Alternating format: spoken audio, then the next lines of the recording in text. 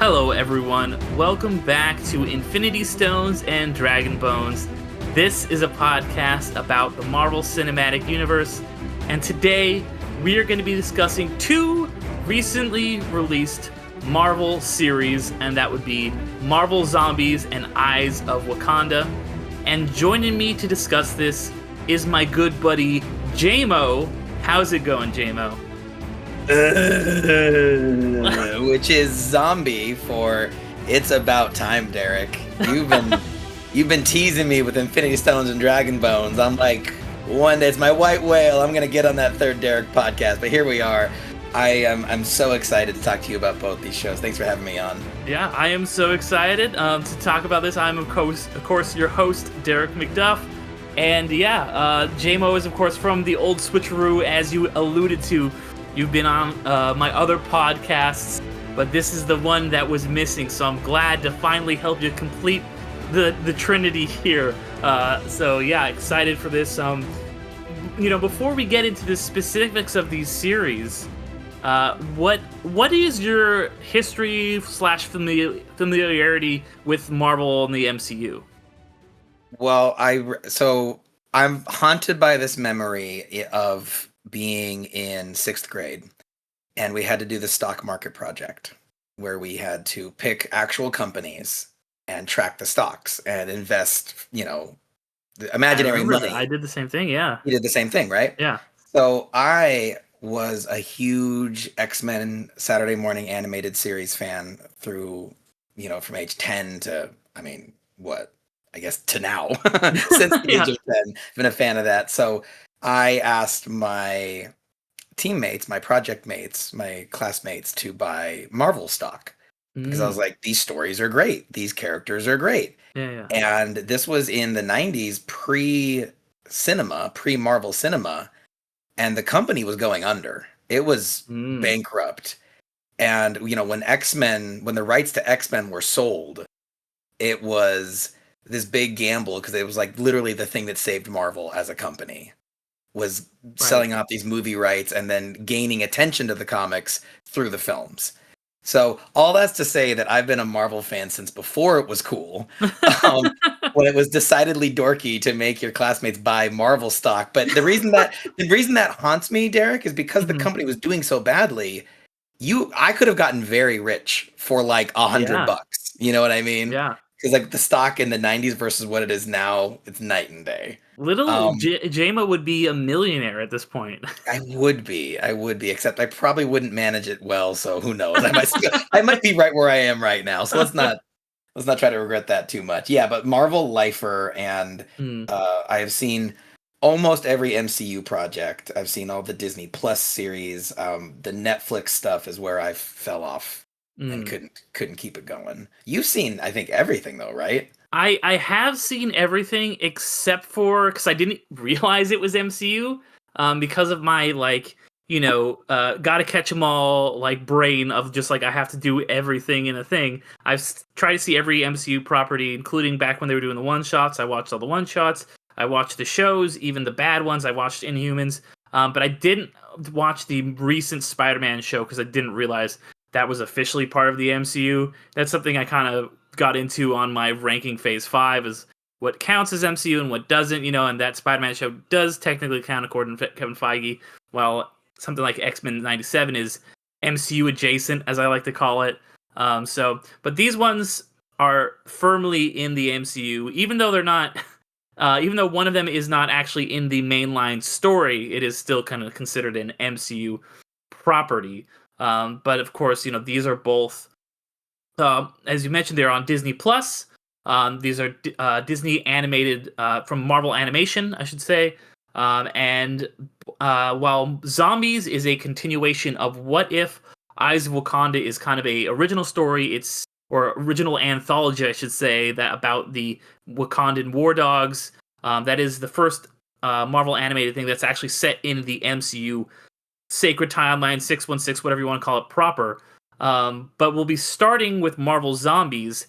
And my question to you to start this off is, did you watch What If, and did you see the kind of origin of this? Because this is spun off of a episode of What If. Right. So yes, I did. Mhm. Loved that episode. Big defender of What If. I feel like people are way too hard on that show. And I do think it peaked in season 1, which I think is Mhm. when the first Marvel Zombies episode was. Right? It was the Yeah, I first think season. there's actually only one, and that's one of the few things that never gets resolved. Like that's one of the few, they leave it kind of on the cliffhanger of Thanos becoming a zombie, and never gets resolved in the show proper because they obviously were gonna do it here. Yeah. So I saw that episode, but then I was a big reader of the Marvel Zombies comics. Mm. That was the true origin of this concept. And that's a fun read if you're not if you've never dabbled in it, because in the Marvel Zombies comics, these zombies are the protagonists. Oh, Um, interesting. Okay. yeah, they are fully sentient and they joke around with each other and their bodies are falling apart and they're all really pissed off about it. And it's all about zombie Captain America and zombie Wolverine and zombie Hulk trying to figure out how they keep from rotting away and how can we beat this thing? Hmm. And it's hilarious and so violent and darkly funny and imaginative. I read all the way up until Marvel Zombies versus Army of Darkness, where Okay. Ash Williams comes and teams up with Howard the Duck and Machine Man, because at that point in the series, those are the only people still surviving. We're like D-list Marvel. Yeah, yeah. So when this series started, and it was very clear that no, this is going to be more of a straight up horror story, and the zombies are the baddies, Hmm. and our protagonists are the survivors. It kind of took me aback a little. I'll bet if this gets a season 2, it switches perspective and we see the zombie perspective. Interesting, because yeah, we're gonna fully spoil everything we're talking about here. I will say the way this ends, I would be very surprised if there is not a season 2, because they're calling this a mini series, but I'm like, it ends on a massive cliffhanger, where obviously you have um, uh, you know uh, Kamala Khan, and she kind of has this fake reality put in front of her by the Scarlet Witch, and of like, oh, the zombies are gone and everything's back to normal, and then she quickly snaps out of it and realizes, oh no, I'm still in this big climactic fight that takes place, and basically the second half of that first episode. So I would be very shocked if this is how it ends, but that's an interesting take to hear that you think it might be from the zombies perspective, because the zombies are really given a lot of more development than you normally would get as just like a shambling horde, because there's this Queen of the Dead, the one in Maximoff, who is of course introduced in that What If episode. So that's an interesting take that I would be down to see. But with that in mind, did you like what you saw with Marvel Zombies? I did. I Mhm. definitely did. I think that visually, I think this is their most beautiful animated show yet. The Okay. color work is so good. There's so many shots where it's like an explosion, and the bright red is just contrasting so well with the shadowy zombie horde. And it's just, I don't know, on your screen, it was just popping on my screen. And I was just like, every frame of painting moments in Mhm. this show. Spider-Man ripping a bouquet of zombie heads off in one triumphant shot. It reminded me of those, the balloon toy where like you fill all the water balloons at Oh once. yeah, yeah, yeah, yeah, It's yeah. like Like a that, but flower. Yeah, yeah. instead of balloons, it's zombie heads at the end of every strand. Yeah. Blade fighting zombie ghost, so thrilling. Infinite Hulk, just the waves of rainbow energy. I just loved looking at it first and foremost. Did you like how it looked? Yeah, I liked it a lot. I'll say this: I liked it more than I've liked the look of a lot of the other Marvel shows, because I feel like I'm not a huge fan of that what if style. That seems to be pervading a lot of these. That it almost reminds me a lot of Archer, which is a show I really like, but it took me a while to get on the right page with the kind of that style. I did actually really prefer the style of the next show we're going to be talking about, Eyes of Wakanda, because that feels, a little bit. It's not hand drawn, but it kind of is trying to be a little bit. It's got that kind of sheen to it, and so I was kind of mixed on it. I do think, yeah, they did some really cool, interesting stuff with the colors, like you were saying, but I just that that kind of animation isn't always my favorite. Okay. Well, I think it really worked here, and I was kind of embarrassed at how many times this show scared me. Like, there's a lot of jump scares that I don't really get scared by animation anymore. Mm-hmm. You know, I'm a big boy. I'm a grown man. It's usually if I'm getting scared by something, it's probably a horror film. Mm-hmm. But you know, maybe my favorite shot on the whole show was zombie Captain Marvel raining energy bolts down on this dark desert night as Kamala is fleeing. And it's Mm-hmm. this one shot, and her path is illuminated by the explosions Captain Marvel is causing. And then while they're watching this, the light of the blast shines behind them, and you see there's a zombie horde approaching, Yeah. making no noise. And there's hundreds of zombies like 10 feet behind them. And with every flash, they're getting a little bit closer. That is like peak horror cinema. That is a great, scary shot. Jackie and I just watched Aliens, and the shot of the aliens crawling through the duct completely silently. It's so unnerving. Did it scare you at all, or did you think it was spoopy? A little bit. You know, I'm definitely. I feel like a little bit harder to scare when it comes to that kind of stuff. So what are you trying to say? It didn't really get me, but I definitely appreciate like that scene in particular. I was a really big fan of. So I liked it. I was wondering like how much are they going to push it, because I did see like, oh, this is a horror show. It's got a little more of a harsh rating than What If or a lot of these other shows. And I felt like they did not shy away from like the gore and the zombie stuff and the frights. I thought it was very well done in that regard. And you also touched on something else that I really loved about this show, and it's something that I loved about the What If, which is like you were put in it's like, you know, the whole thing, what if this happened? And then you're getting there's a vast array of Marvel characters from across the years. And whenever you're watching a movie, it's like, okay, well, Thor is fighting this guy. Why doesn't Iron Man just show up? That was kind of always the complaint, especially in a lot of those like Phase 2 movies and stuff. And this is like gives you like whoever's left the most weird team ups and scenarios that you wouldn't even think of. It's just like, oh, we paired up these guys. Why? Because that's who's left in the zombie apocalypse. And I loved the different things. Like you mentioned, of course, Blade, which by the way, Moon Knight Blade, which I thought was fucking awesome. And this is our first actual, even though he's not in it, this is our first like version of Mahershala Ali's Blade. And you know, for all we know, it could be the only one the way things are going. Which I thought was really cool. And they like you had Khonshu, F. Murray Abraham came back for like a scene to do that voice, and the way Khonshu knows the Asgardians and like all that stuff. And then that other scene you mentioned where you have Miss Marvel and she's fighting Icarus, and it's just like this insane thing. It's like, okay, the zombie apocalypse happens. One of the things of that is that Miss Marvel Captain Marvel became a superpowered zombie and is fighting a decrepit Icarus, you know, and they're just this locked in this eternal stalemate in this valley with just zombies. They only ever stop to blow up people who come in. It's just this, it was like something out of Greek mythology. These just two titans just clashing for all eternity here. And I just loved all of that, all the weird stuff that is happening. And, you know, it's always just random people, you know, it's like, okay, we've got, Agent Jimmy Choo, I think is his name. And then you've got, Agent Wu. Agent Wu, thank you. You've got Wu, and you've got Shang-Chi, and then it's teaming up with like, you know, Riri's there, and Hawkeye, and you know, it just, and then Friday is there, and of course, like I said, Moon Knight, Blade. It's just weird combinations of different characters, and then you've got, you know, Red Guardian and Yelena and like their whole family. It's just like so interesting. I think the way that these characters kind of all team up, it does really feel like a zombie apocalypse. And one thing I really appreciate, and we can get more into the specific episodes, but every episode kind of starts by introducing you to a different group of survivors. And what are they doing? What are they? And I was like, oh, like when that second episode started, I was like, are we even going to see the people from the first episode again? And obviously they do meet up.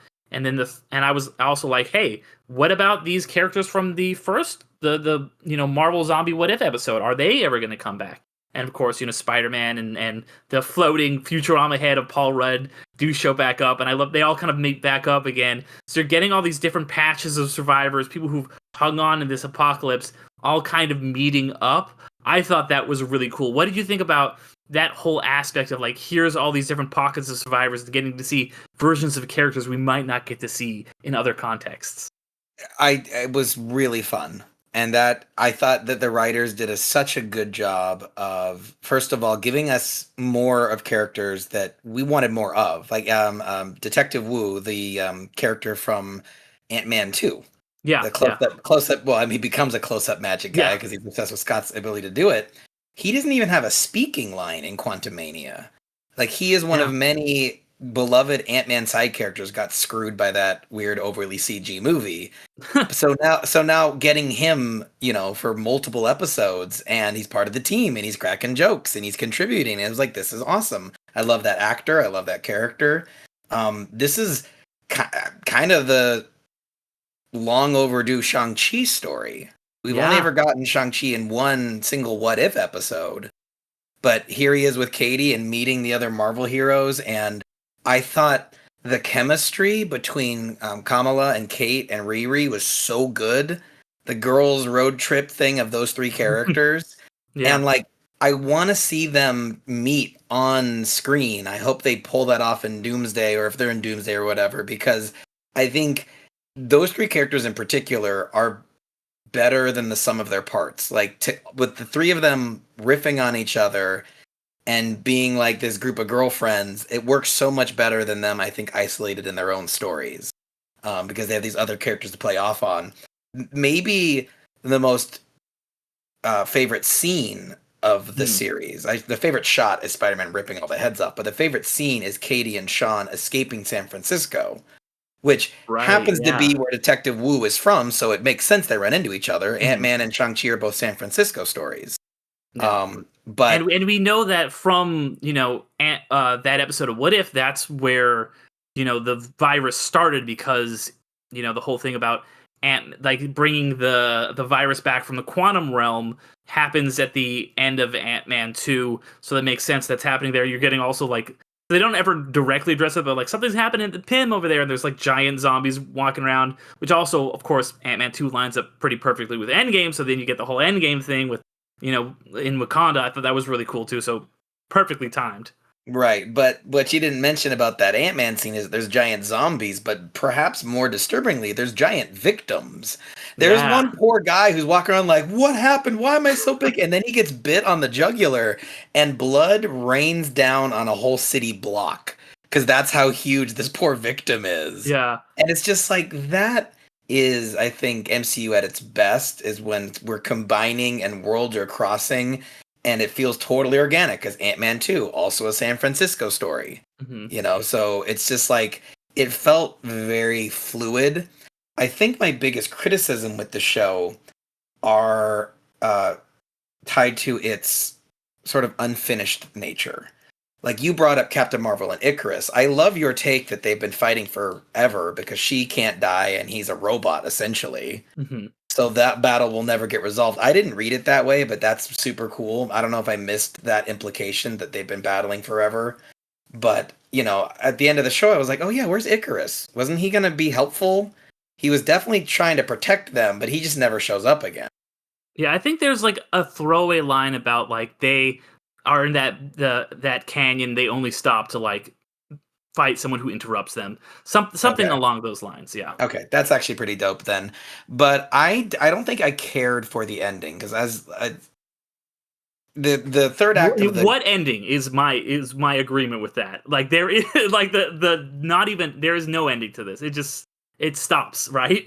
yeah. It But doesn't my end, other it issue, stops. so the kind of plot twist is that Wanda is really trying to defeat this creature called Infinity Hulk. Because when zombie Thanos was destroyed in the Wakanda nuclear reactor, it created this infinite energy storm that was absorbed by Hulk's body. And I guess within him lies the power to control the whole universe. So Wanda Maximoff wants it.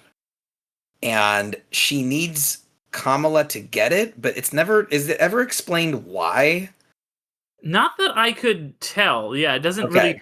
I guess it's just because it was too much power for her to like absorb all at once. It's a little bit, kind of wishy-washy, I think. Right, and it's a good plot twist, it's straight out of the Mm. first X-Men movie of like, "Oh, you Right. think I'm here for the device? No, girl, I'm here for you." And I'm like, "Oh, Yeah. this is cool." In the Marvels, those bangles she has absorb a lot of energy. Yeah. And so I thought for sure, okay, the bangles are going to help her absorb it, and it doesn't really seem like that's what happened. And then, she makes some kind of deal with Wanda and basically lets her use her to defeat Infinite Hulk, and essentially the bad guy wins at the end of this story. Yeah, But but then yeah, go ahead. well, I just feel like in Ironheart we just did the ending where you make a deal with a demonic entity. It's like Yes. we were just here. We just did it, and yeah, and it ends so abruptly because it's just like, oh yeah, she like made this deal, but it seems like, oh no, clearly the fight is not over yet. She's just been, put in this other reality where she thinks things are okay, and that's why I'm just like, there has to be a season 2 because it just ends on this huge cliffhanger of like, okay, what's happening now? Like, what's going to happen with Wanda? And I wonder if a season 2 happens, if they will, because it's just something they're never going to address again. They find a cure for the zombie plague in that What If episode. So I was kind of like, Oh that yeah. should be the thing that they're like MacGuffin they're after, not this little thing that's going to alert the Nova Corps, which I did think that was an interesting, like a great subversion. I love that when they're like, we go and try to get the Nova Corps, and we expect them to come save us, but actually, no, they're here to quarantine the world and they're going to blow us up. Which I'm, as a big '90s kid, and I loved Animorphs, and that was a similar twist to what happens at like the end of Animorphs. How it's like, oh, we're waiting for the good aliens to show up. Wait, no, they actually want to kill us because of this, like, or quarantine the planet because of this infection, essentially. I thought that was a really cool twist, and like, no, Nova's not actually here to save us. But yeah, the ending left, or rather, lack of one, left a bad taste in my mouth. Same thing kind of happened with the Alien Earth, which I just finished up, and I'm like, okay, I guess we'll just wait for season 2 because there clearly is more story to tell here. Yeah. Yeah. I'm 15 minutes away from the Alien Earth finale. Jack and I were watching it and we stopped because we got Oh, sleepy. Not that it gotcha. was bad, we were just tired. Yeah. Yeah, I definitely agree. It felt kind of unfinished, but I just feel like, having wondered what a Marvel zombie show would look like for some time, I feel like this succeeds more than it fails. I think it was really, really fun. I can't wait for another season. And I hope it's successful because it would be pretty dope to get a live action Marvel Zombies, straight up horror. That's what I want to see from the MCU going forward. I don't need to see Kang Dynasty, super, everything's interconnected. I'd really love if they started differentiating a bit more as a brand, because I think you agree one of their best projects is Werewolf by Night, right? You like Yeah, that yeah, one? yeah. And that one is so cool, the black and white, like straight up gothic horror, such a different feel. So like, I want a romantic comedy MCU movie. Yeah. I want an MCU movie that is shot like a mockumentary. You know what I mean? Like, there's Yeah. so much you can do with this little universe, and I don't think like big CG fight sequences, I don't think that's going to be interesting forever. So, anytime there's a project like this that has a bit of a different feel, I'm always really excited. Yeah, yeah, I completely agree. I did love the different feel. I mean, I don't know why this was only 4 episodes and why the story stopped so abruptly, because everything that was in it, I really liked a lot. I liked all the stuff they were doing. I thought, Wanda getting to be this, like, Queen of the Dead was really cool. I thought the way that sometimes some of those What If episodes you watch, and the way that they, like, are like, well, we're going to bring in this character, it feels a little inorganic. Like, that, it's just like, oh, like, there's that one where like Tony Stark is on like wacky racers with like Gamora and the Grandmaster, and it's just like so much like, how do we get all these characters in the same place at the same time to make this weird premise work? There was none of that in this. It all felt like it really worked. Like, everything that happened made total sense with the world that they've set up. So I was a fan of that. But yeah, do you want to like talk about the episodes more specifically here? Because I know you have I love that you always bring notes, Jaymo. It makes me so happy as a fellow note taker. So Oh. let's dive into the episode. What do you think of the first one? So, we kind of touched a lot on what I already liked about them, Mhm. but something that we didn't really mention was just getting more Yelena and Red Guardian. Just awesome. I think the show was smart to leverage relationships like that, because I think her connection with her dad in Thunderbolts is one of the most touching things about that movie, and really set it apart of like, oh, this is really about depression and about estranged family members, and they're saying the thing, they're going there. So to have, you know, Yelena sacrifice herself for him, really, really tore at my heartstrings. And the actor is David Harbour, right, who plays Red Guardian, and in the show, I think he also does the voice. Yeah, I believe he does. But just the screams of his pain as he can't save her, and she's just awesome, you know. Of course, she's like, well, it's a good death, and I was like, oh god, so badass, Yelena. Like, and that's another example of like a side character, I guess. Although she's kind of becoming her own lead, but I love any Red Guardian I can get. I love any Kamala I can get. This was just a Jaymo's favorite side characters take the spotlight, and I was super pleased. Yeah. I did really appreciate, you know, because these are characters. They show up in the second episode, I want to say, or am I wrong on that? Did they show up in the first one? The Red Guardian and Yelena and then her mom, or are they at the end of the first one? I can't remember. Yeah, they were in the first one. Okay, yeah, so they are in the first one. And yeah, you get the widows and stuff like that. One thing I really liked about those characters getting introduced like this is, and this happens with a lot of characters, is that, you know, with most Marvel things, because they're set in like this big timeline, you can't kill off your main characters, or if you do, it's got to be a big thing. It's got to be a big moment, like Tony Stark dying or like Gamora dying. It's got to have a lot of weight to it. But that's kind of the opposite of what happens in like these zombie survival horror movies, where they're just getting picked up. You have all these characters you fall in love with, and they're getting picked off one by one, and you see that happen, you know, with Red Guardian and the, you know, the new Black Widow and all these other characters you're starting to know and love. They're getting just taken out by these zombies, and that, I think, heightens the emotional tension, and that's something you are able to do with these Elseworld stories. And, you know, that kind of leads into the second and third episode, where you are getting introduced to other characters. You meet Zemo, you meet John Walker, these alternate versions of them. You're starting to get along with them. They get picked off. Yeah, thoughts on the second episode, though? Second episode was the Zemo raft episode. Yeah. Where it turns out Baron Zemo has become the Negan of this world, I guess. But I love that, though, because I fell for it. You know, Baron Zemo is protecting humans, and he's built his own little city on the sea by commandeering the raft that was built to hold superheroes, the thing that they're put in leading into Civil War, or I guess at the end of Civil War. But, you know, I was thinking, like, I don't love Zemo, this, like, good guy now, because I feel like he's too weaselly, and he's too... I know Zemo stock has been going up ever since he did the viral dance scene, and everyone's like, I love it. And I was like, he's a bad dude. He, like, murdered people. You know, I get he's lost his family. I'm not minimizing his trauma, but not a great guy. So then the twist of he's invited on these superheroes to deliberately use them as bait for zombie Namor, hoping that either we'll get rid of these superheroes, or hey, maybe they'll get rid of zombie pain in my and then zombie Namor, that whole scene, he's like a freaking velociraptor just slicing people in half. But I think the money shot with the Namor fight is Ms. Marvel, Kamala, has put up a force field with her powers, and Red Guardian is pushing against that force field.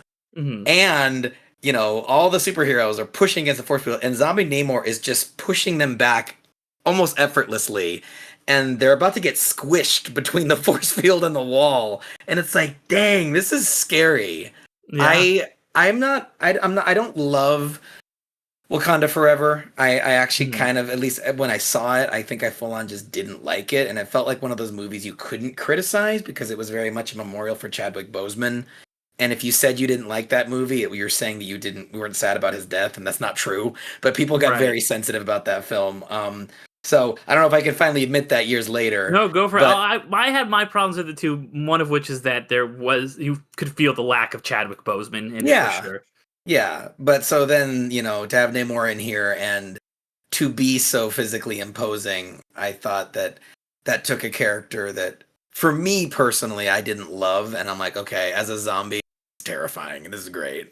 Yeah, Namor zombie was like so good. Like, looks, as you said, horrifying. And he's just like, oh, like this really incredibly like, first of all, ocean zombies. I was like, okay, cool. Like zombie Atlanteans or whatever they are. Like that's really fucking cool. And then of course you have Namor, and I love that he's just kind of like sitting on. He's like on his ocean throne as a zombie, and the moment that I was really like, oh shit, was when he's just kind of chilling there on the throne, and then his eyes start glowing red, and you're like, okay, cool. The Queen of the Dead now has control over this incredibly powerful guy who's gonna go fuck these people up.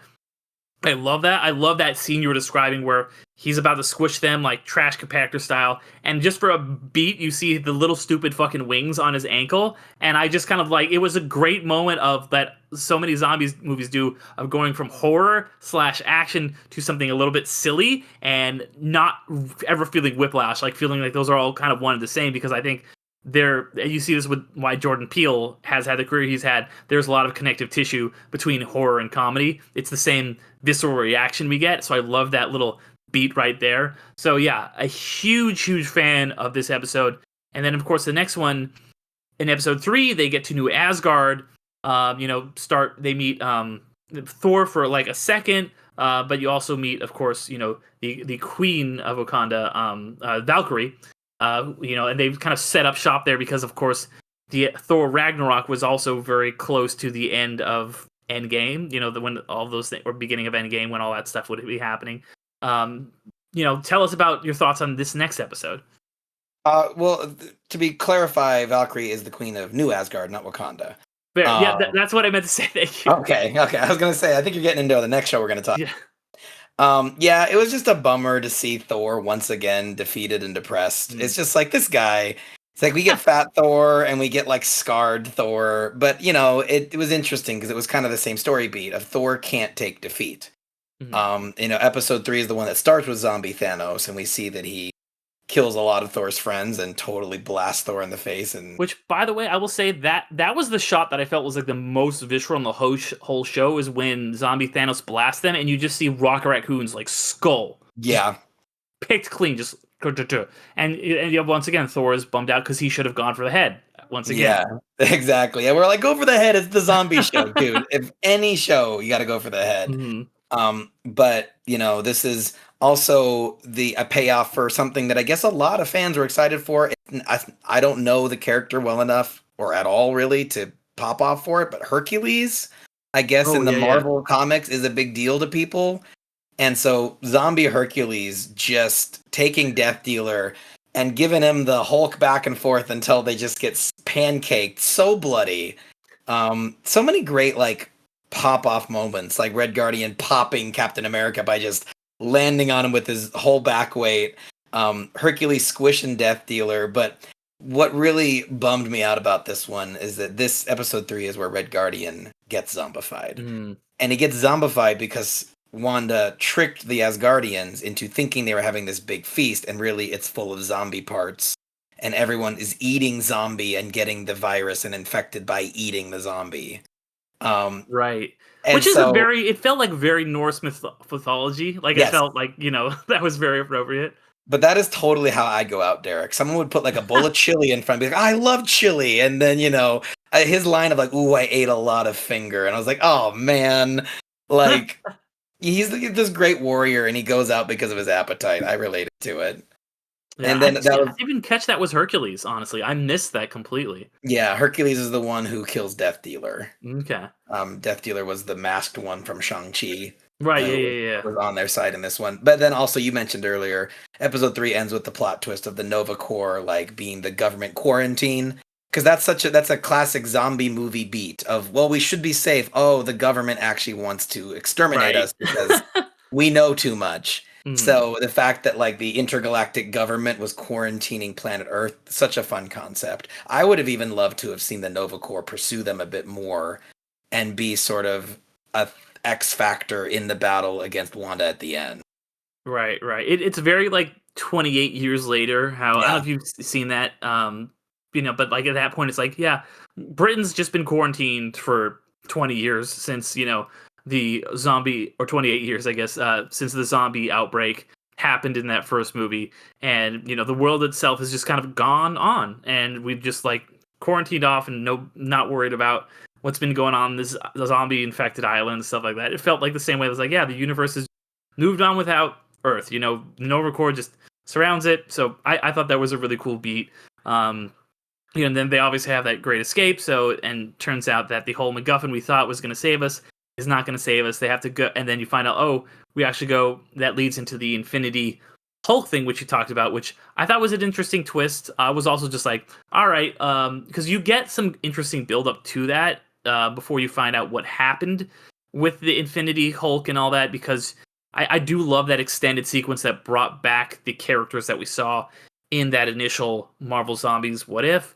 With that ending with Thanos, Chadwick's kind of Black Panther getting a chance to kind of shine and be the one to defeat it, because we hear about the Wakanda incident much, much earlier, so that piques our interest, like, oh, what happened with that? And I was kind of like, are they even going to, consider that other episode, that What If episode canon? I didn't know if that was going to come back at all. I was like, well, Thanos can infect the rest of the universe or galaxy? Like, what's going to happen with that? And I found the payoff to be very, very satisfying. What did you think about that whole thing? I mean, to me, the new cast of characters, I think, just stole the show. So, I didn't really pop off as much for Spider-Man and Scott coming back. And also, it's been so long since I watched that last one. I kind of forgot the story beats, if I'm being totally honest. But, it just, all the money shots in that big final battle, I thought were, really just thoroughly very, very good. This is in the What If timeline. This is a What If story, essentially. Did you catch the Hidden Watcher? I didn't. Where's the Watcher at? It's in one of the episodes. There's a shot of the zombies kind of going open plain, and it's the most subtle Watcher yet, but he's clearly in the clouds in the background. Okay, I love when they do that stuff. I don't know if you saw the one that's in X-Men 97. It's in X-Men 97. It's in our next show we're going to talk about. I love Watcher. To me is the new Stanley. I'm always, Yeah. I want to see him now start to crop up in the main movies and stuff like that. I would love to see, a Jeffrey Wright little silhouette over there. Something that would be really cool. That would be fun. Yeah, love that. And just to, I know we talked about the ending already, but any other thoughts about the last episode of Marvel Zombies? It's. Are you familiar with Wanda from the comics, her more famous storylines? I'm familiar with an overview. I was more familiar with Ultimate Wanda, because that's what I read as a teenager, the Ultimate X-Men. So that's the one that's very incestual or whatever. Yep. So one of her more famous storylines is called House of M. And it's one of the moments where you really realize how powerful a character she is, because with just uttering the phrase "no more mutants," she makes 98% of the mutant race extinct. Except for all of the ones that we know and care about. But so towards the end of the show, when she's like, we can fix this, I can change reality itself, I was like, okay, they're going to set up something big here. Yeah. So to have that teased and then to have it just be so, oh, Kamala's still in the zombie world. And it's like, okay, but then why is she sitting there on the sidewalk just having coffee with two other zombies? Why aren't the zombies eating her? I guess it's because Wanda's controlling them and she needs Kamala. But we still don't know why she needs Kamala. Yeah. So, I'm fine with a cliffhanger. I'm fine with the villain winning, but I'm not fine with an ending that just feels unfinished. Yeah. So I would echo all of that. It just, I'm please make the second season quickly. So that we can see what's going on, because it just, like I said, not a real ending. It just kind of it felt so abrupt that I was pretty disappointed. Yeah, I think the fact that they're calling this a miniseries with the ending like that is insane. So hopefully we get to see some more of this, because it was all really cool. It just no resolution really, which is a bummer. They be across the Spider-Verse dust. Yeah. But yeah, any last observations before we move on to the next show? No, I just hope Marvel continues to experiment with the zombie license. I think a zombie Marvel Zombies game would be tight, a survival horror Yeah. game. Where you're playing as Agent Woo and the Marvel but it's Resident Evil style, and like, oh, Yeah. here comes Captain America! Oh my God, it's like half of him. That'd be so scary and fun, So keep experimenting, Marvel. Do more things like this, I'd say. Yeah. So, so the next show we're going to talk about is the one that came out, about a month or two ago now, but and it's one that I feel like it kind of just dropped. Like I think it came out even earlier than it had originally been announced, and it's the anthology Eyes of Wakanda, telling stories of these different Wakandan war dogs throughout history, which I think is a really interesting concept. You have this really cool world building and mythology and lore that is developed in the two Black Panther films, and it's like, wow, this is a kingdom that has existed for thousands of years, separate from the world. What has been going on with them? And I think this is a what's how obviously vibranium gets out in the world when you have things every couple movies show up that's like, oh, this is made of vibranium. How did it get out? This kind of gives some more interesting story in that and gives you some really interesting characters. And this one we will kind of go from the start, just like because these are individual stories with not that much connecting them, although there's a little bit.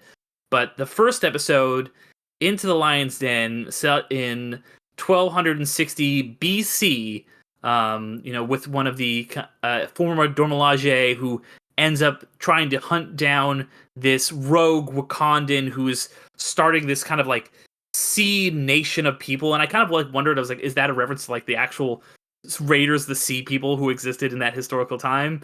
I thought that might have been the case. Maybe it is. I don't know. But I really would love to hear what you thought about this first episode. Well, same like Marvel Zombies. I think it's absolutely beautiful. I think that the animation style, you said this was more your cup of tea. Mm-hmm. I feel like the look of the characters was a bit rounder and a bit softer and didn't really feel as much like oh, well, this is kind of a video game sprite that I'm not really controlling. It felt closer to art, especially the intro, the Eyes of Wakanda intro, the chalk drawings. Yeah. And like you can see the chalk breaking on the screen and it's smearing and dusty like real chalk. I was like, that's cool. I'm a sucker for a good intro. And I even love Marvel Zombies intro, just the stark font against the black screen, very like a horror movie. So I thought that was pretty dope. I think I'm going to be a bit colder on this series than you were. Okay. Not bad by any stretch of the imagination. Very solid story. But I think when I'm going into a show and I'm like, ooh, I'm going to get to learn more about Wakanda. Because Wakanda is one of the few settings in Marvel that is arguably as interesting as the characters around it. Mm-hmm. Iron Man is super interesting. Stark Tower, it's not. It doesn't have a feel all its own. Mm-hmm. But that's what makes those Black Panther and the Afrofuturism, style of those movies so cool. Is that you get to explore that like culture and that setting in that city, and so then to have so much of your show take place outside of Wakanda, I thought was a bit startling. This first one, this big pirate story, but I'm not really learning about Wakanda through most of it. I'm learning about like this one guy who got out of Wakanda. What was his name? The one that Noni was searching down. The Lion is what they call him. Yes. Nakati? I think so, yeah. Nakati, yeah. And he is being hunted down by the war dogs because they're afraid he's going to expose Wakanda to the outside world. Mm-hmm. A war dog's job is to essentially kill people to keep Wakanda a secret from the rest of the world. Cool concept, but it's hard to root for those characters. Yeah. Right?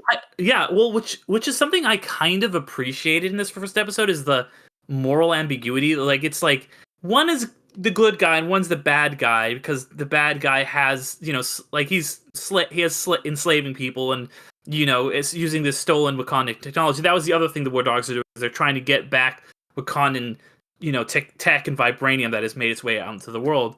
But I love that he kind of like makes her question the things she's doing too, in the same way that I think that the first Black Panther, you have T'Challa and you have Killmonger, and they're kind of two sides of the coin, where it's like, Wakanda is very isolationist, and this, the good guy in this is very much supporting that. And this other guy's like, yeah, we're gonna like bring Wakanda everywhere and like use our technology, and incorporate like Vikings and like people from Japan. It looks like, and all this. We're doing slavery, which is not great, but like, so that's what the thing. It's like they've got this good idea, and they're just kind of like doing some not great stuff with it. I thought that was really interesting. I also like that, you get the retro futurism in this show, in the Marvel movies. This kind of is like the origins of that. So you're getting this like futuristic technology, but through an ancient lens. So some of that technology, especially in those first 2 episodes that they're using, I thought was really fucking cool. Like the concepts and stuff like that. So I would say this is one of the weaker of the 4 episodes, but I did overall enjoy it. So yeah, I definitely am a little bit more on it than you, but I did like this episode. And I didn't dislike it. I just, it's like when you get something at a restaurant that you didn't order, but it's fine, and you don't say anything to the waiter. You're like, no, this is. I'll take this. It's not what I was expecting. It's not really what I wanted, but it's not bad. Was this the one? I think the first hint of like, oh, they had really advanced technology even way back then. Is this the one where like they're texting somehow? They're like sending a message. That was the next one, I think. But it's like it's basically like, yeah, it's kind of like doing like a Morse code type deal, essentially. Right. Yeah, but it's like the image is appearing in front of them in like a sand or something. Right. Which I thought was so cool, because it's like both futuristic and something that would exist in the past. I thought, and there's a lot of that in these episodes that I thought was very fascinating. Yeah, agreed. I think the next episode steals the show, the Achilles and Memnon. Yeah, I would say, yeah, to move on to episode 2, which is obviously set, about 60 years later. And this is the one that I was like, oh shit, this is really fucking cool. It's an alternative kind of look at the end of the Trojan War, the kind of last chunk of, I was going to say Troy, of the Iliad. And Memnon, a character that appears, of course, in the Iliad, alongside Achilles. And, just kind of it. So it takes this work, arguably the most famous work of fiction maybe ever written, and looks at it through like, hey, what was happening there in the Marvel universe, and how was Wakanda involved? Because Wakanda was this great superpower, so chances are they might be involved. So you're getting to see this story, really well through this new point of view. It's like actually Memnon was like a secret agent for Wakanda. This for me was definitely, I'd say, the standout episode. I really loved it. But what did you think of it? Well, the reason that it's so good, I think, is the chemistry between Achilles and Memnon. Like, they're super gay for each other. There's no doubt. But Disney didn't just go there like it did in Eternals. They never kiss. There's never any even "I love you" exchange. But at the end of the episode, when Memnon has kind of been forced to kill Achilles, and of course shred his Achilles heel, in that moment we all knew it was coming, or Achilles tendon, excuse me. Right. And Achilles is dying in Memnon's arms, and he says, "Was it all a lie?" And he says, "No, not everything." And it's like, we all know what that means, okay? We get it. I don't even know if it would have been considered gay back then. I feel like people were experimenting a lot more than they are these. Right. But I then that sent me down this whole rabbit hole of, well, if they just came out and said it, it would be banned in a lot of different places, and a lot less people would get to enjoy this story. So I'm curious what your opinion is. Is it better for a film to straight out say the thing and be like, yes, this is a gay character, deal with it, and cancel me if you want, or ban me if you want?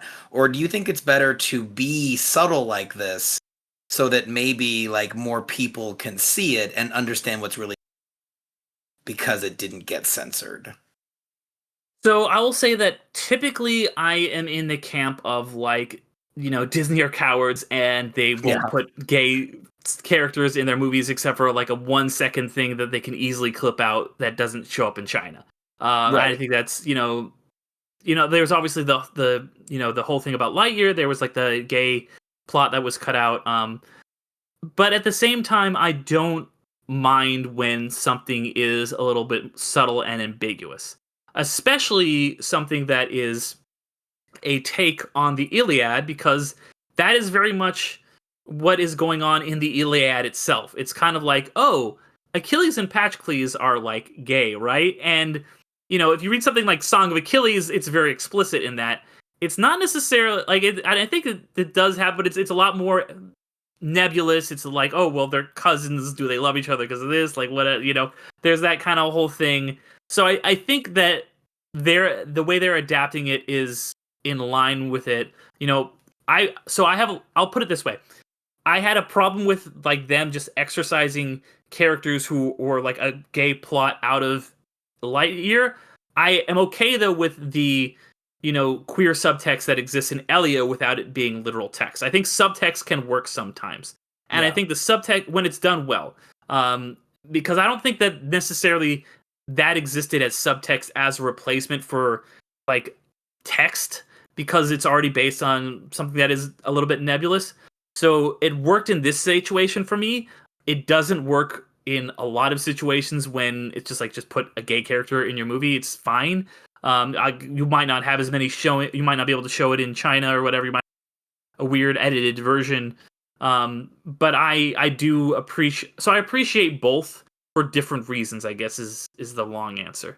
Yeah, I would tend to agree, but I do like the idea of some young person, who is gay and is like, oh, this is a gay romance in an MCU thing. Like, I imagine that would be nice to feel kind of seen in that way, because, I mean, there's been, gay characters. Like I said, Phastos is gay from Eternals, and in Endgame, there's like one line where Captain America's talking to a guy and he's like, oh, I'm on a date. Oh, do you like him? You hear that? I said him, everybody, right? It's like, okay, we get what you do, right?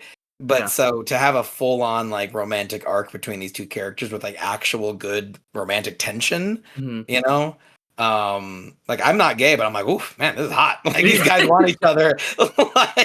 And honestly, the ending, like, the absolute betrayal that Achilles and like, Memnon being torn between this man that he loves and his duty is so it's like tragic in a literal Greek tragic way, in a way that like so like the actual Iliad is so tragic, and you take that story that everyone in the fucking world knows, we have a part of, like you said, we have a part of our body that is named after the tragic ending of Achilles, and you recontextualize it into something that is beautiful and sad and works in the MCU, in the lore of Black Panther.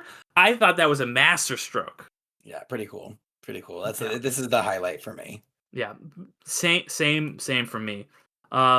Next episode, we're still definitely set in, to us, what is the distant past, but it is jumping thousands of years ahead, to 1400 AD, the episode Lost and Found. And this episode I thought was really interesting because this is the episode where it starts with a kind of like this is like almost like a James Bond, like, hey, secret agent who's just like kind of like this Wakandan who's just like, he's like, I've got my mission here in Wakanda and I'm gonna get this like dragon tongue thing back and just steal the whole thing. And there's this rumors of, there's this protector of it or whatever. He steals it, he gets back to Wakanda, and it turns out that the person he was like romancing that like healed him when he was out in the snowstorm, that he used to like get close to this, and he steals the whole head, which had the Wakandan or the vibranium tongue, was actually an Iron Fist. And I was like, oh, cool. It's another, thing of like, hey, these are like lovers who now have to be enemies, sort of, just like in the last episode. A little more playful than that. But I love that they made it a female Iron Fist. You're getting this kind of like cultural exchange of like Wakanda and Kunlun. I thought that was a really interesting idea. And then it becomes a little madcappy, like farce, like how are we getting this thing? I really liked the Iron Fist that we got in this. I will say a lot more than Danny Rand in the MCU. Danny, like that version, Iron Fist is pretty awful. But what did you think of this episode? Well, it was fun. After episode 2 being such a bummer, I enjoyed this one more light, because it's almost like Looney Toony how Jorani and Basha are fighting against each other. And they're former lovers. They don't want to hurt each other. But he wants to keep the vibranium, and she wants the sacred dragon statue the vibranium is stuck in. So I loved their, fight in the armory, where they're all just using whatever weapons are around them. It felt like it all wrapped up a little conveniently for me, where it was like, oh, this was a training exercise, and then she sneaks out and leaves. But again, I don't know that I needed the stakes to be super high. I didn't really pop off for Iron Fist because that's like total black spot. I haven't seen didn't see him in Defenders or anything. So I imagine it was like a cool moment for you having gotten the milquetoast version of Iron Fist and now getting Jirani just, hauling ass and doing all the cool kung fu moves. And also I just enjoy a connection to the rest of the MCU that felt kind of organic. Yeah, I think that was, like you said, definitely appreciated a cooler Iron Fist, especially because that's another show that's like, hey, there's this Kunlun, there's this history of Iron Fist, much like Black Panther, there's been all these different Black Panthers, and Wakanda's existed for so many years, there's this long history. It was cool to see that brought in because it hasn't really, even in What If and stuff, there haven't really been any other Iron Fist stuff, so it was really cool to see that connection. And like you said, connected to the wider Marvel Universe. And this is a show that is obviously set in history, so it makes sense to be like, there's other historical heroes that would have existed, these other legacy heroes. What were they doing? And to have this like brief little moment where it was like, hey, oh, actually, Iron Fist went to Wakanda. That's really cool. I think that is in itself really fascinating. And I think the execution was fine. Like you mentioned, it is a little bit madcap. It does resolve a little bit quickly, but it was nice to have a little bit of a lighter episode than the very, very heavy one we got. So overall, I appreciated it. This is another good episode for me. Not as much of a standout as that last episode, but still really enjoyed it. And then of course you have the final episode, which is called The Last Panther, which is about a Wakandan prince and his kind of, I guess, trainer going to retrieve this axe. And then this is set in 1896, so they jump ahead, and then we get a time traveler from 500 years in the future, so even further from the future than exists today, and that is saying like, hey, by taking this axe, you are like causing this chain of events that is going to ultimately essentially lead to the destruction of the world. And I think this thematically pays off what was set up in that first episode of like, is this isolationist a bad thing, or it actually seems to be something that's also present in the first Black Panther film. I think that's some really good payoff for that whole storyline. So you get a little bit of time travel antics, a little bit of like, we're fighting this evil alien horde thing, while also, so it's a mix of future and past. What did you think about this one? So this was an interesting way to end it. At this point, every episode revolves around trying to get some small piece of vibranium back. Mm-hmm. Right? That's what Memnon was for. He's going for Helen of Troy's necklace. This one, they're after the axe. The Iron Fist was after they were after the vibranium and dragon state. So that's like kind of the theme of every episode. We got to get every little last scrap of vibranium out there. But I think the most interesting part about this episode for me is researching it for this show. Are you familiar with the battle that was taking place when they were trying to steal the axe back? Because the episode begins, there's this vibranium axe that has been stolen from Wakanda. And so Kuda and Tafari are trying to steal it back and bring it back to Wakanda during the Battle of Adwa. Are you familiar with it? Not with the specific battle, but I know it's the Italians and the Ethiopians, right? Right. And so I've come to learn that this was Ethiopia's victory over the Italians. So it's one of the only moments in history where an African nation repelled European colonization. Yeah, because Ethiopia was, I believe, the only nation that was able to, not get colonized in that time period, because Europe just went and divided it up and said, okay, you get this part, France gets this part, and Ethiopia actually remained independent, which is rad as shit. Well, and it's also great like thematically because like then Mhm. you can see like okay, I'm sure Wakanda takes inspiration from the concept of Ethiopia. Yeah, yeah, yeah. And I feel like that whole historical aspect should have been presented to the audience more Mhm. clearly because it ties so well with Black Panther themes. You know, I don't know if you recall, but like Okoye is always teasing the American agent. Oh, it's my favorite colonizer. You know, get over it. You know? Yeah, yeah. And so it's like this is already kind of baked into Wakandan culture by just the jokes that they make. So I Mhm. think that would have been really neat. I did feel like it's the last Black Panther, the time traveler. Mhm. She travels back in time to convince them to unretrieve the axe. Yeah. You have to let it stay stolen because hundreds of years from now, Killmonger is going to steal this from a museum that will set off a chain of events, which leads to T'Challa opening up Wakanda's doors to the rest of the world. And we need that to repel this future alien invasion. Mhm. And I kind of feel like it would have been neat if the aliens were something that were kind of a bit more connected to already. There's a couple of alien species that are always causing trouble for the X-Men called the Phalanx and the Brood. Yeah, yeah, yeah. And I was like, I mean, no one really knows those, but maybe they're saving those. You know, maybe they're saving those for a proper X-Men story. I don't know. Um, but cool. I like the tie into the first Black Panther. I think Killmonger stealing that axe is one of the greatest moments of that film. So Mhm. anytime I get reminded of it, I'm Yeah, this is the one for me that I was not as big of a fan of. Like I said, there's some interesting thematic stuff they do. They tie it to the other episodes well, where it's like, okay, well, these are all episodes where, like you said, each of them they're about trying to get this one artifact back. Um, so it makes sense that okay, this is, and you see like the bits and pieces. I love that you see things from previous episodes show back up, like when they're in the third episode when you have the big fight that's happening in that room. You see artifact, you see the necklace, Helen's necklace. You see all these other artifacts from that first episode, and this one's like, okay, are any of those artifacts from the going forward? No, it's the axe, and that obviously, like you said, ties directly into Black Panther. That did feel a little bit clunky for me, where it's like we got to find a way to make this axe that shows up in that movie this really thematically important MacGuffin, and put it here in this battle and make it. And I was just kind of like, I was really digging what you guys were doing with like what happened at this point of history. What was Wakanda doing when in the 1200 BCs during the siege of Troy? In the 1400s, what was their relation with China?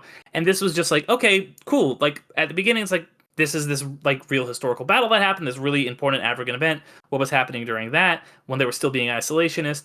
And then they're just kind of like sci-fi story from the future, and I'm like, that's inherently much less interesting to me than all the other stuff you were doing. I didn't hate it, but I would say that this is by far for me the weakest episode. Yeah, I mean, I could see it. It had the least to do with history. I mean, because it's the future story. Mhm. But I don't know. I just feel like they're also like we can't do a whole series and not have a Black Panther somewhere Yeah. in here. So yeah, it's not T'Challa, it's not Shuri, but it's I don't remember her name. I don't know if we ever even get it. Yeah, Um, do they? Because it's the last Panther. Yeah, I don't think that they say it unless I'm missing it here. But I'm even looking at the Wikipedia and I don't see it. yeah.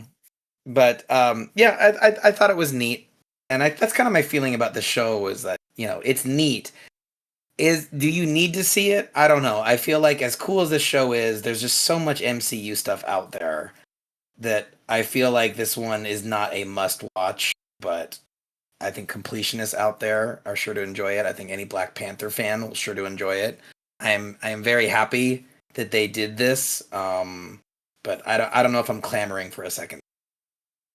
Yeah, I think this does for me something we were talking about earlier, where it's like, yeah, we want to see all things set in the MCU that are not just like superhero stories, and Yeah. especially that Troy episode was like, wow, okay, this is the MCU, but through the Iliad. That's interesting, and I would love to see more weird one-off stuff like this. Like Werewolf by Night. That is not gonna pay off necessarily at all. Like, you don't need to see this to enjoy anything else really in Marvel. Maybe there'll be like some cameo or some reference at some point. And that's why another reason why I think that last episode was my least favorite is because I'm like, we got to find a way to tie this back to Black Panther. I'm like, you don't. This was cool on its own. It doesn't have to be like, how did this axe end up in Killmonger's hand? Like, it can just be its own thing, and be thematically and culturally tied to what happens at Black Panther without literally leading into that movie. So I really dug that, and I would like to see maybe some other historical Marvel stuff. Let's get like a Pirates of the Caribbean, but for Marvel. Something like that. I would what would you like to see next? Because we've talked about like Marvel doing other stuff that isn't all just, hey, we're going to go big fight the main big bad guy. As good as that is, what would be your kind of ideal or your blue sky of, hey, this is going to be some other Marvel project we can do that's not going to be like everything we've seen before. Yeah, I mean, I think there's so many fun things you could do with it. I was trying to find it just now, but there was like a Marvel series that took place in like the 1400s or something, and it was like the Marvel heroes, but like in far past context. So I think that's kind of a series that people kind of forgot existed. There's a whole Marvel Apes, series, and that could just be pure silliness. I guess I just feel like you have this amazing, wide-reaching cast of characters and franchises and settings and aesthetics and moods, but you all always tell the same tone of story. And so I guess what I want next is just a straight up horror and just a straight up romantic comedy. My dream project, I don't know if I've ever talked to you about it. I want a Friends style sitcom about a group of nobodies, just rando humans living in MC, and they're just living their lives, just worried if the cute boy at the coffee shop is actually a scroll. You know what I mean? Yeah.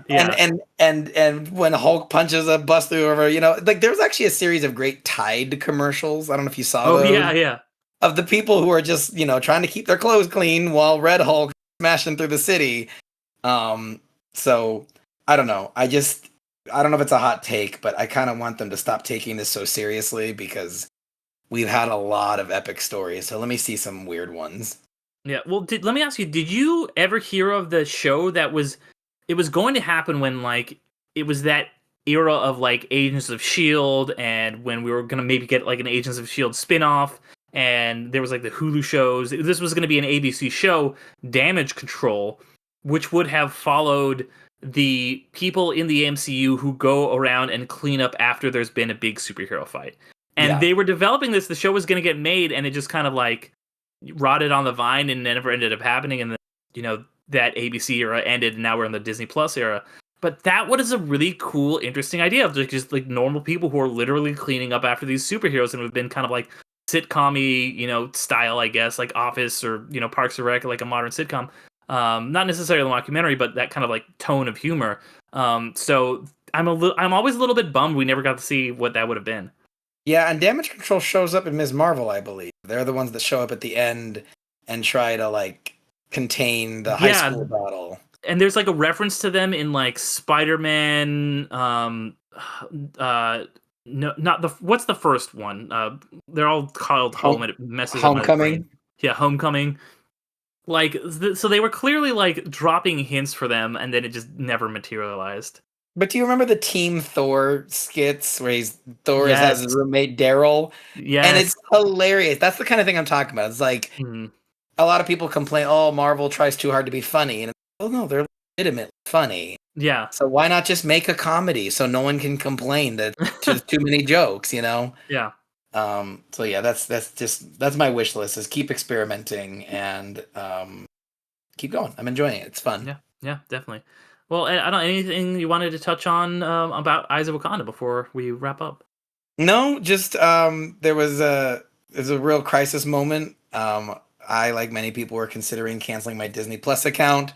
And so when I realized that I was going to be able to keep it without hating myself, that was relief. And so I am excited for what is coming down the future. And thank you so much for including me on this conversation. I love talking to you about these two shows. Oh yeah, it's been a blast. Because I